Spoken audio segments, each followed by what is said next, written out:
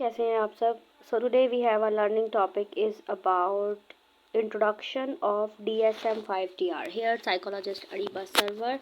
So firstly we discuss that what is DSM-5TR. This DSM-5TR is a stand for the Statistic Manual of Mental Health Disorders, जो कि 5th edition है, text revision है. It is an update version of DSM-5TR, originally published in 2013 but released by the American Psychiatric Association by APA on 2022 March. The purpose of this manual is to provide the standard and criteria, descriptive text and coding about the classifications of psychological disorders. In this, the core structure of DSM-5TR, the diagnostic criteria and codes are the most important thing because the core symptoms clinician with the determine diagnosis.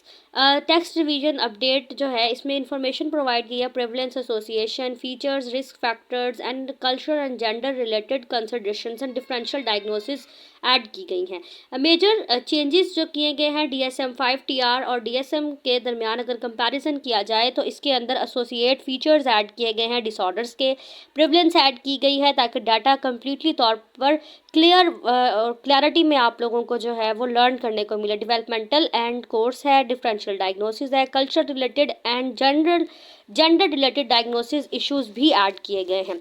उसके साथ इसमें risk factors, prognosis भी add की गई है और biological factors, ताकि easily उन बायोलॉजिकल फैक्टर्स के ज़रिए हम किसी भी क्लाइंट को डायग्नोस कर सकें। न्यू डायग्नोसिस जिसमें ऐड की गई है, जिसमें DSM-5TR में जो है वो प्रोलॉन्ग्ड ग्रीफ डिसऑर्डर को जो है डिस्कस किया गया है। Stimulation induced mild neuro cognitive disorder add किया गया है। अनस्पेसिफाइड मूड डिसऑर्डर्स जो होते हैं उन्हें भी ऐड किया गया है।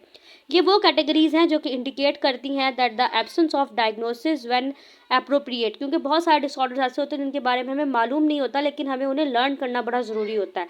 चेंज किया गया है डायग्नोस्टिक क्राइटेरिया को, ओवर टू 70 डिसऑर्डर्स इसके अंदर अब जो है वो रिसीव किए गए, जिनकी तमाम क्लासिफिकेशंस की गई हैं ताकि रिवीजन हो सके डायग्नोस्टिक क्राइटेरिया की। और मोस्ट ऑफ द डिसऑर्डर्स जो हैं वो फंडामेंटली तौर पर सेम ही रखे गए हैं।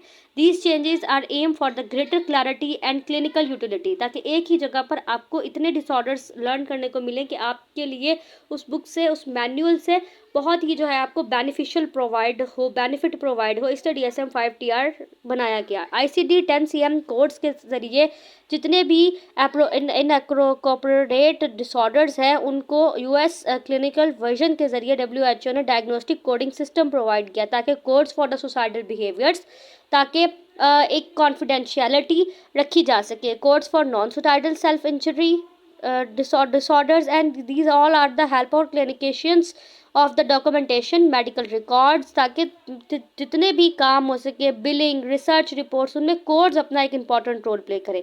उसके बाद लैंग्वेज एंड टर्मिनोलॉजी को बहुत ज़्यादा अपडेट किया गया ताकि किसी भी पर्सन को उसके बारे में किसी भी डिसऑर्डर के बारे में अंडरस्टैंडिंग भी दी जा सके और एक स्टिग्मा जो बन जाता है उसे रिड्यूस किया जा सके। तो एक्सपीरियंस जेंडर को रिप्लेस किया गया डिज़ायर्ड जेंडर से ताकि ज़्यादा बेहतर तरीके से उसकी टर्मिनोलॉजी हो सके।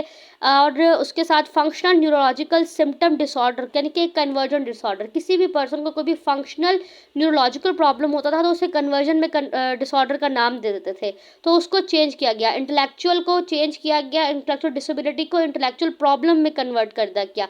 तो why DSM-5TR are matter? DSM-5TR matters because of the standardise diagnosis clinicians एक सेटिंग है जिसमें डायग्नोस्टिक क्वालिटी है, रिड्यूस किया गया है कि तमाम तर क्लिनिकल प्रैक्टिसेस को इम्प्रूव किया जा सके, एक सपोर्ट रिसर्च प्रोवाइड की जाए जो कि पब्लिक हेल्थ डाटा और रिसोर्सेज में काम आ सके। अब DSM-5TR को वाइडली यूज़ किया जाता है in the psychiatrist, psychologist, counsellor and social worker इसको इस्तेमाल करते हैं। समटाइम नर्सिस, ऑक्यूपेशनल थेरेपिस्ट जो है या रिहेबिलिटेशन स्पेशलिस्ट जो है वो भी DSM-5TR का इस्तेमाल करते हैं। फोरेंसिक एंड लीगल प्रोफेशनल्स में भी DSM-5TR का यूज़ किया जाता है। रिसर्चेस और education in the mental health field, ये तमाम तर चीज़ें गाइड करती हैं कि हमें एक प्रॉपर सेटल्ड मैनुअल की ज़रूरत पड़ती है जब भी हमने किसी क्लाइंट की डायग्नोसिस करनी होती है किसी भी डिसऑर्डर के ऊपर। तो ये था हमारा आज का लेक्चर जिसमें हमने जस्ट इंट्रोडक्शन पढ़ा कि आखिर DSM-5TR की ज़रूरत क्यों थी और उन्होंने उसकी तमाम तर रिविजन्स क्यों की गई। Must like, comment and share and subscribe the channel.